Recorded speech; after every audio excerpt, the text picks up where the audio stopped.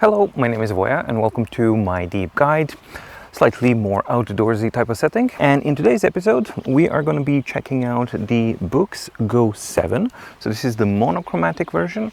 And right from the get-go, I will not be able to test the marker or the handwriting capabilities for this device for the simple reason that the package that I received contained only the device and the cover.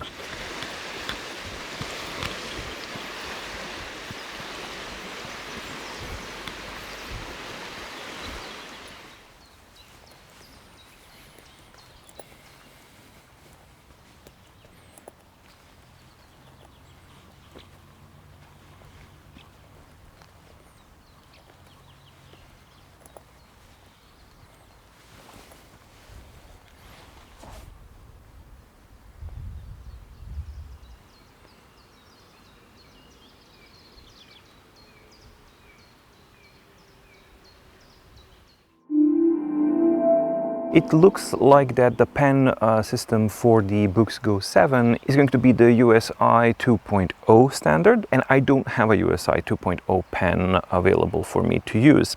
However, what I do have is a similar type of pen that has, most importantly, a nib that will closely resemble or should closely resemble the type of writing feel. So for the purposes of this unboxing and first impressions, I'm simply going to reflect back on what the type of writing feel you may expect from the Go 7. Just a short overview of what the Go 7 is for those who are not familiar. This is a 7-inch monochromatic e-reader that's Android powered, and it's a continued evolution of the Boox series that started with Leaf 1, 2, then Page, then it was Go Color 7 last year. Now we have monochromatic version, and there's a new Go Color 7 Gen 2 version, both of which contain this new addition of a digitizer so that they can use an active pen, which unfortunately is almost always an inferior writing experience when compared to the passive vacuum layer or EMR pens. The device is using a Carta 1300 panel at 300 ppi resolution. It has a front light with dual control, octa-core CPU, 4 gigs of RAM, 64 gigs of storage, wireless Wi-Fi and Bluetooth, USB-C that supports OTG, and you can also hook up external peripherals to it as well as storage. And apropos storage, it's also equipped with a micro SD card slot, microphones, speakers, and a 2300 milliamp battery. And no, this is not a BSR enabled device, but early users are reporting some really good de-ghosting performance out of this device. So that's going to be interesting to see. All right, and now let's unbox this puppy and see what's it about.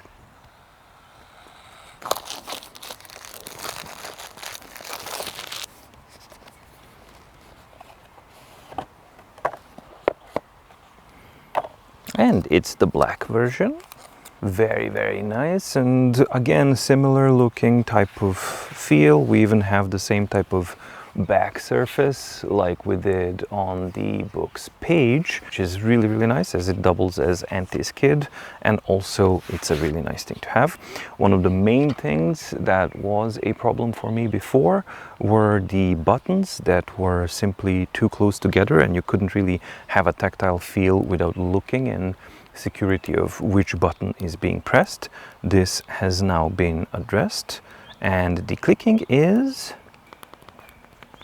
satisfactory. I'm not really sure about the shape. Maybe it's protruding, for my taste, it's protruding a little bit too much out, but it's nothing really terrible. Other than that, the housing is pretty much exactly the same like the Boox Page and the Boox Go Color and all that kind of stuff, which is, yeah, to be expected. And that's a good thing, because that's a really nicely refined design and something that lends itself very well to read both in the landscape format or the portrait format, whether you are right-handed, left-handed, or whatever kind of preference you may have, because this is a device that's equipped with auto rotation. So Yep, you can do whatever you want. As standard in the package, you get the USB-C to A cable, microSD slot tool, and supporting documentation. Fairly standard stuff. Device overview, well, we got the 7-inch monochromatic screen, which by the distance between the surface and the screen, you can actually see that this is a front-lit device. So it has a front light. We got these 2 buttons, which by default are programmed to page up and down. But this being a Google Play certified device, when you download an app, I think in some apps it's going to work by default as a volume button, and then you have to set it up differently. But the option is there in the app optimization settings that you can actually check these things. Or in the case of Kindle and Kobo, for example, you have to set that option in the app itself, as that will supersede any other kind of setting. So the order of the functionality for the button goes priority number 1, app itself, then the app optimization, and then anything else. On the side you have a microphone here, nothing on the top. On the side we have a USB-C, we got a speaker, we got a micro SD card slot, we got, actually this is a microphone, this is a speaker, this is a dummy kind of thing, just to make it look like it's stereo. And on the bottom or the top, depending on how you orient it, you have the power button for powering the device. Overall, great layout. It's been a great layout for a while. And you know, if you have something that works, there's no reason to change it, except that this is a change here that for me personally, I think that aside from the buttons being a smidge too high for my taste, other than that, I think that it's a welcome change to have. Let's do the first power-up procedure here. All right, so first you have the language selection screen, then you have the user agreements, then we have the region select. This is a very responsive screen, and touch response is quite nice. Select your time zone, set your power stuff. So I like auto power off to be actually around 12 hours, and auto sleep is 5 minutes, that's fine. Navigation bar settings, it's up to you what you want to do. Swipe up and down gestures and things like that, I'm going to set it up differently because there's a certain set of preferences that I have. So this is something that you can set enable right now, but you can enable it later on in the system settings gestures. For now, I'm gonna leave them off. Now it's saying, hey, connect your stylus. So we're gonna skip this step because I don't have a pen. So it says, if you have a Boox pencil paired quickly, please pair it quickly like this. Go to Control Central Stylus to turn on the stylus function. All right, well, I guess that's how you do it in the future. So basically, I guess we should have an option here in the Control Center. Let's see where we are. Yeah, there we go. They're in the Control Center, and then you can pair your stylus once you actually have it.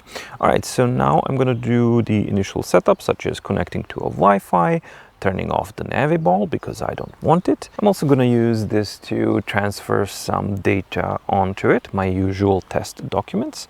And at the same time, we can actually just see like how that works. There we go. Immediately it is discovered. So nope, I don't want a feedback. I want to do storage. And there we go. We have our storage here. So if I go to mydeepguide, test documents, I want to actually copy the entirety of the test documents folder to the device, storage, and I'm gonna just do it in the documents. I'm gonna paste it here. And let's see, copying. This is like 1.7 gigabytes worth of data. So what would have been nice is to actually have a progress bar of some sort, you know, the basics, but here we go, that's done. And do I have an option to safely eject this dude? I guess I do not. Nope, it doesn't have that, so I'm just gonna have to plug it out and be done. I was able to connect to the hotspot of my phone without any problems whatsoever, and I've already seen that the typing experience on this one is really nice, extremely precise. It's maybe one of the best typing experiences that I've had on an e-ink device so far. So that's a really cool thing to see. It already has an update that it wants me to install, which makes sense because this is a brand new device. But because I'm in settings where I am now, I'm not gonna do that. And since this is not a full-on review, but it's just first impressions, I'm just gonna go through the first impressions with the update version that we have right now. And for the in-depth review, I'm gonna be, of course, updating it to to the latest update version, and then report on that, how that performs. First things first, I'm going to check how it performs as an e-reader, and I'm going to just check my default documents here. So now we have, like, if I go into the storage function of the library, I can see like, oh, where's my documents? I had the documents. Well, yeah, you did. But this being a Boox device, everything has to be under a menu and not really that intuitive, and you have to learn how to do these things. So one of the first things to know is that, yeah, you go to the library settings, as I did now, and then you have the path of which ones you want to have in a show in your library. So for example, I'm not going to be using the shop, so I don't want that. And I'm not going to be using the books folder. I'm going to use something slightly different, and I'm going to add for now the documents folder, the entirety of the documents folder. I'm going to press add. And now when I'm done with these changes, when I go back to my library, you can see that it's reorganized, and here's my documents folder, and now I have access to the documents that I've transferred over when I did the USB thing. And if anyone's interested, I mean, considering that I'm outdoors and I have like direct sunshine here, a little bit shadow here, the front light is naturally turned off because you cannot see the front light in these conditions. That's not what it's for, right? So you don't have that. That's nice that they are putting a warning now for eye fatigue as well. All right, so let's open one of the standard documents here. And as usual, I'm going to reset the default style settings and everything that eReader has and that Boox has, because that usually just makes things a little bit uglier. So the things that I do initially is lower text enhancement to 0. I turn on image smoothing in contrast, and when I go to the settings here, I just kind of make sure that I am in, let's see, normal mode, regal refresh. That's fine. So I'm going to be using the default settings now, and this is basically the type of quality that you can expect from a page in definitely absolutely optimal results, because this is direct sunshine, this is in the shadow, and then you can just kind of see how it differentiates here. Visibility and readability is absolutely awesome because this is a super small type of document and font. What I'm going to do now is I'm going to fit to screen to just make it more like this, and then you can see that I am really impressed with the clarity and the quality of the display. I mean, these are super fine and small fonts, yet they are displayed in a really, really good way. And I apologize for the angles here, but you know, the environment is such. And the images are also rendered in a really, really nice way. So I love the sharpness and I love the precision here. The default speed here is also really cool, and what I'm very much impressed is that unlike the previous versions, ghosting performance is phenomenal. I mean, we'll see when I put it to the most difficult tests, but for this regular reading stuff, this is really, really nice. Yeah, we do have some ghosting, yeah. So we do get a little bit of remnants on the images, so it's always going to have some difficulties with that. I'm going to switch to speed and normal refresh. And when you're using speed refresh mode, you can expect a dramatic improvement in speed, but also dramatic worsening of ghosting performance, which is not that dramatic here. I really have to say that it just works very nicely. The speed is ridiculously good. As you can see, you can just thumb through a document super, super quick, even if it's like dense with images and small text. So that, I think, works really well. The only thing is that you do get a degradation of image quality, and that does apply to a small text like this. You definitely can feel it. However, this is a device that I think has auto rotation, right? Yep, so I have auto rotation, so I can turn it on and now switch it to the landscape format, and in the formatting, I'm just gonna go fit with. And then suddenly this device, from its 7-inch, you know, portrait mode, when you turn it into landscape mode and the smart formatting and thumbing through documents and books as well, this turns into a really, really good type of a reading experience.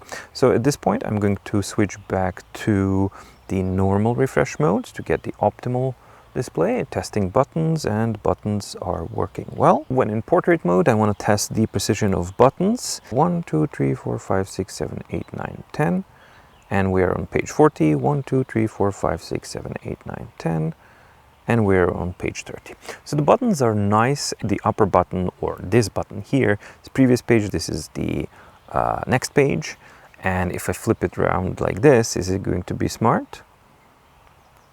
Yes, it is smart. So if you flip it around, it maintains that the upper button is page back, lower button is next page, which makes sense. The thing that doesn't make too much sense is when you switch to the the portrait mode, then the right hand button is previous page and the left hand button is the next page. Connecting to the Google Play Store was effortless and really normal experience, so no problems there. When I'm in Google Play Store, I'll switch to A2 mode just to kind of see how the performance is, and this is really fast and really nice.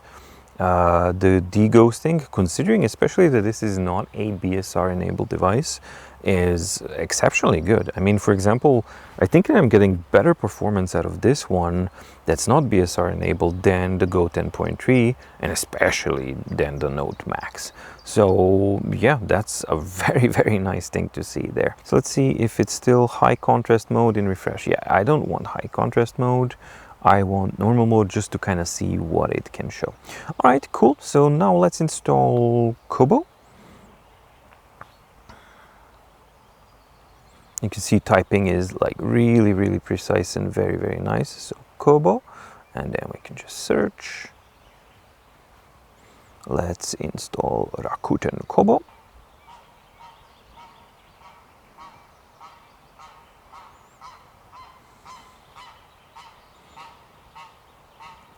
Okay, already installed. And while we're doing this, let's do Kindle as well. Yes, that would be a goose. There's several geese here. Fun stuff.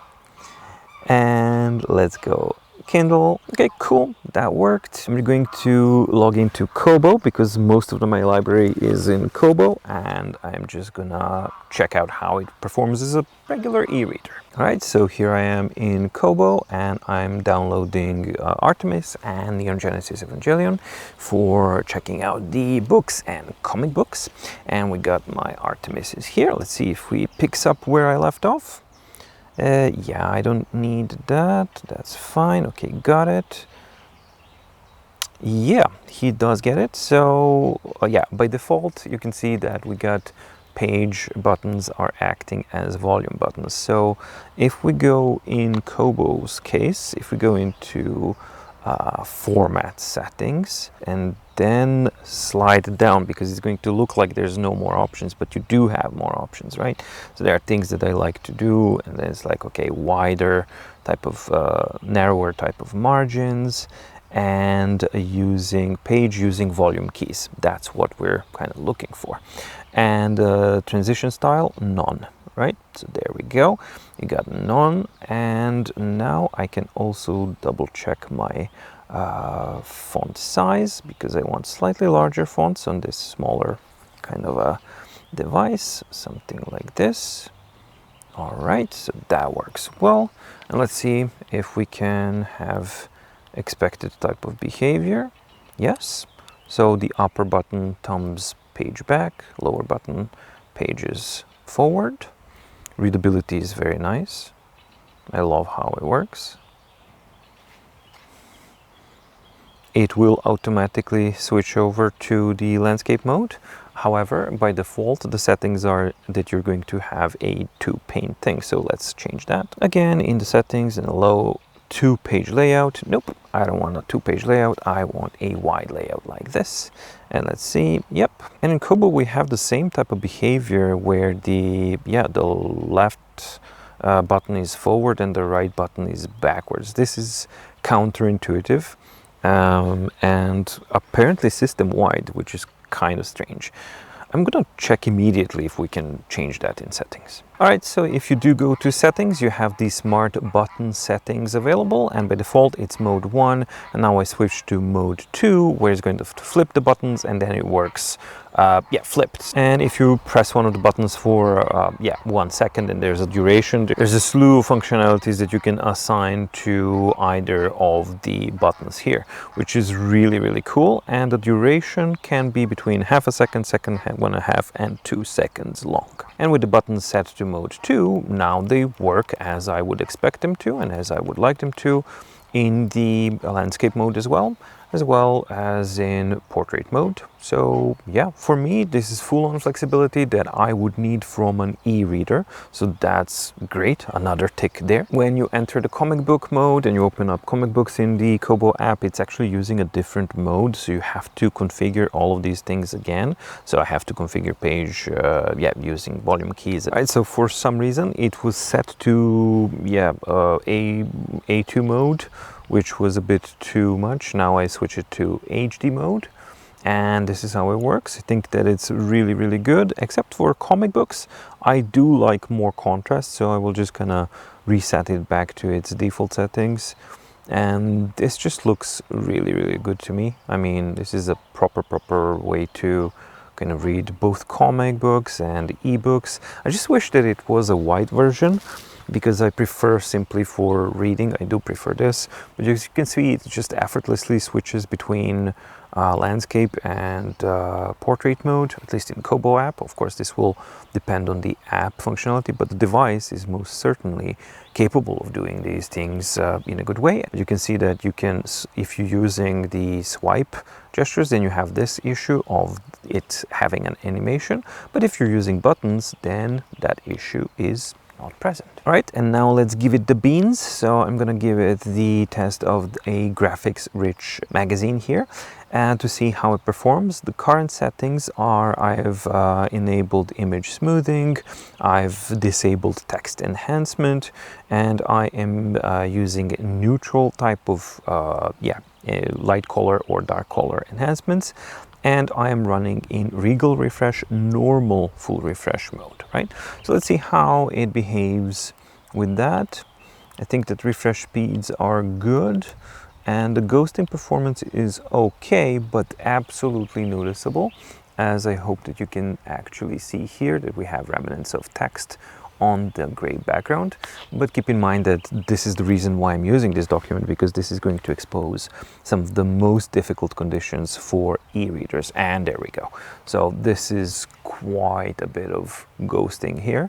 And this type of thing definitely exposes weaknesses. So if you have a full page of text and then you just go back to a grayscale type of image that's rich with a lot of colors, then you can have a lot of this.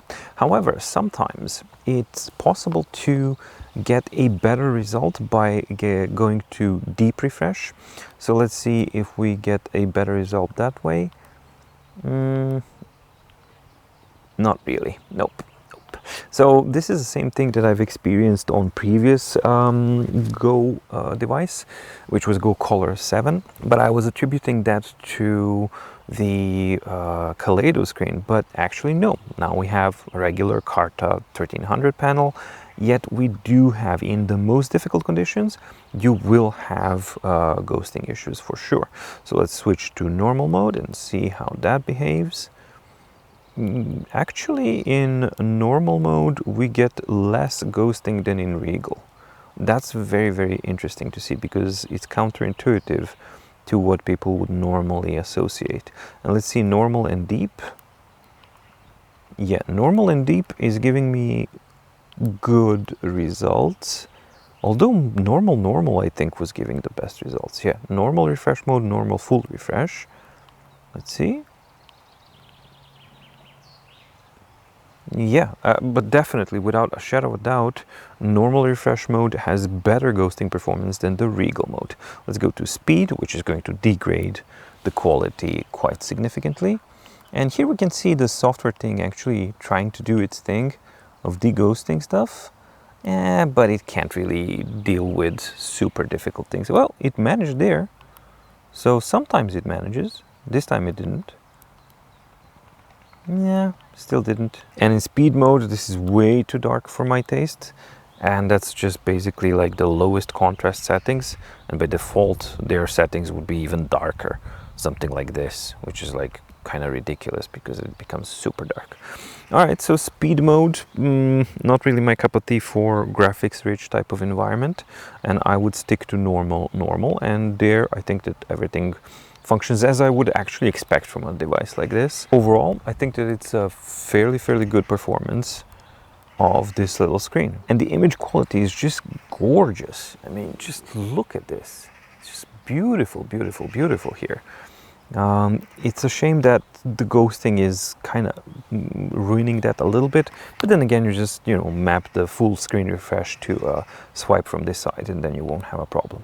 But the image quality is really pretty. I mean, properly rich and so dense, it just feels like a photograph. It's very cool. Writing aspect, as I said at the beginning of the video, I can't really show you because I didn't receive the pen. Boox didn't send the pen with this device, but I can attest to certain things, which is what is the reflectivity surface of the device like, especially now that we're outdoors. I mean, you can see when I put it like directly to the sun. So this is exactly the sun here, and it's able to kind of diffuse it in a nice way, and it doesn't kind of blind the entirety of the screen, which is really good. The feeling is, I wouldn't characterize this as paper-like at all. This is very smooth. It's not iPad-like, but it is definitely on the smooth side of things. And the pen that I'm using here is a Lenovo Tab P11 pen, so it won't work with it, but it does have a similar type of harder plastic nib, which I'm hoping would simulate somewhat the writing feel. And yeah, that's exactly the type of the active writing feel and the combination of things that I don't like and I don't naturally tend to use for writing. Hooking up a Bluetooth keyboard went completely effortlessly, so it immediately found it and immediately connected to it normally.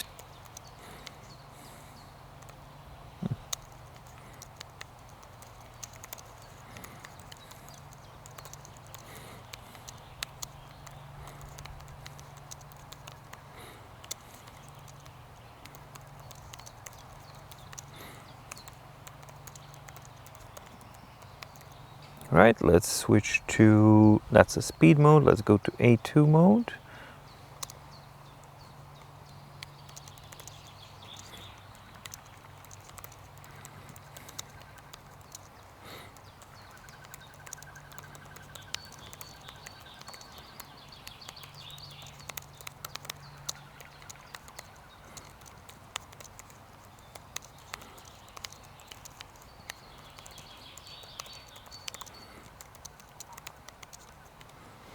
All right, so yeah, the symbols here are not there because I haven't adjusted the layout because I'm using a Norwegian layout, so I just have to go to the keyboard settings here.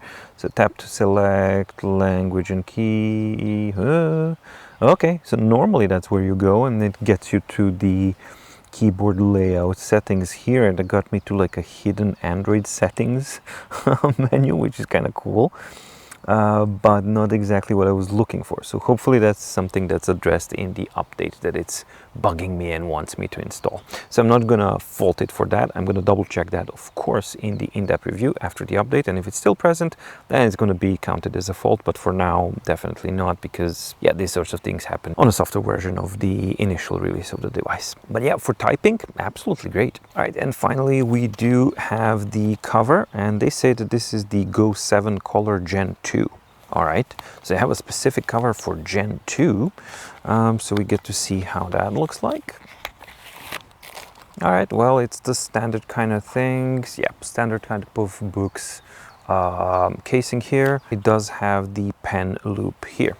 So this is magnetic, so you just snap the device in place here, snap it shut, and yeah, you have a portable little kind of package here that feels good. Ooh, did I connect this wrong?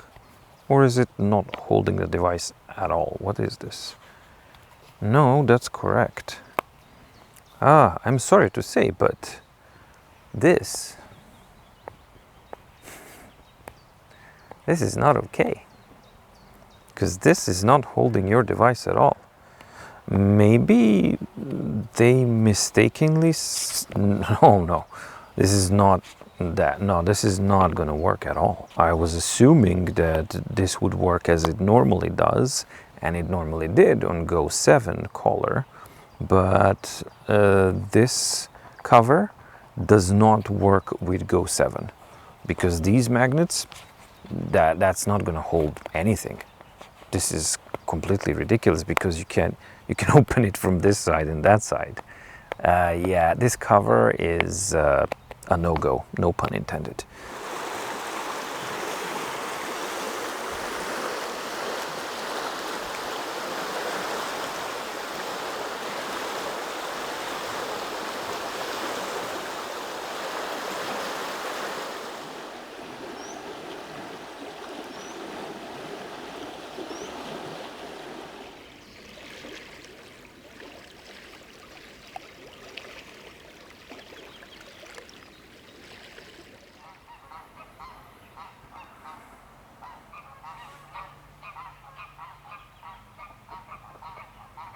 Well, there you go. So that's the Go 7, the monochromatic version of the newest 7-inch reader series from Boox. My first impressions are generally positive, and I really do like this device. I've loved this format from the beginning. I think that it's a really, really beautiful looking type of device, especially the back that just kind of resembles this lovely old papyrus-like type of a thing, and it's just a pretty device. I mean, that's all there is to it. It's very portable, and I think that the improvement with the buttons is a meaningful one. Devices like these, they have to nail the primary thing, which is the image quality and reader capabilities, and this one manages to do that really, really well.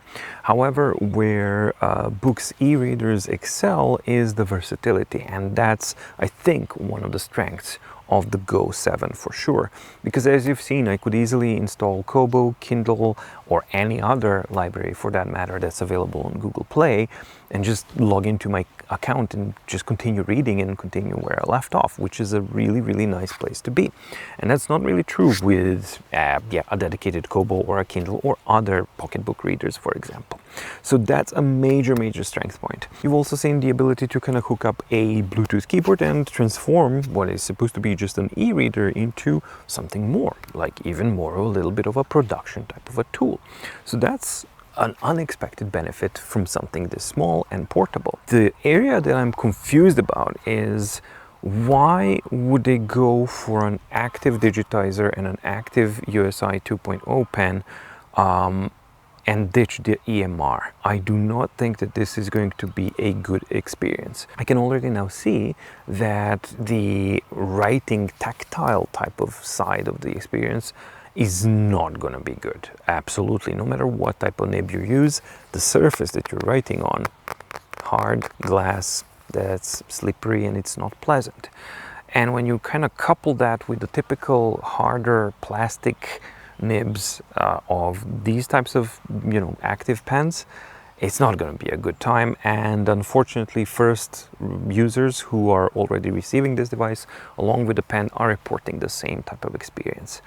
What I am interested in though is to see, when I do finally receive the pen, to see how it works and what the latency is like and what the precision is like and what that actually kind of enables you to do with this device. But I think that it's an unfortunate decision, and I don't fully understand why Boox would make a switch to an active digitizer and ditch the Wacom standard and the EMI styli, because that always allowed you the freedom to choose whichever nib you want, whichever pen you want, and then enjoy the experience, as opposed to what this essentially becomes, a more locked down version of an environment like the Remarkable environment, where if you don't like it, you are not as locked down as you are with Remarkable, because this is still a USI 2.0 standard, but it's going to be very, very difficult to find anything that can even get remotely close to the quality of a writing experience that you would get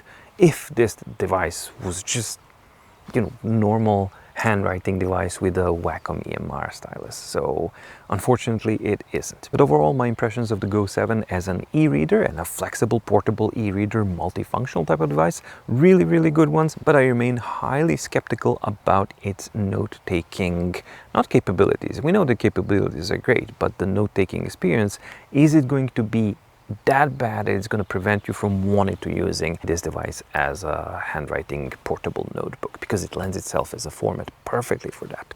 So that remains to be seen next time when I visit this in the in-depth review. I hope that you enjoyed the video, and I hope that you enjoyed the other setting here, because I certainly did enjoy making a video in this type of setting. It remains to be seen like what type of footage am I gonna get, because I can't see anything in this little screen here on the camera, and also if the sound is gonna be good, because there's a lot of geese quarreling about and doing their thing. But I hope that it turns out good, because if it does, then it's going to be a very nice incentive for me to do these kinds of things a little bit more often and enjoy the weather and the wonderful setting that I have here as well, and share it with you guys. Thank you so much for watching. Stay safe, stay healthy, and see you in the next video. Bye!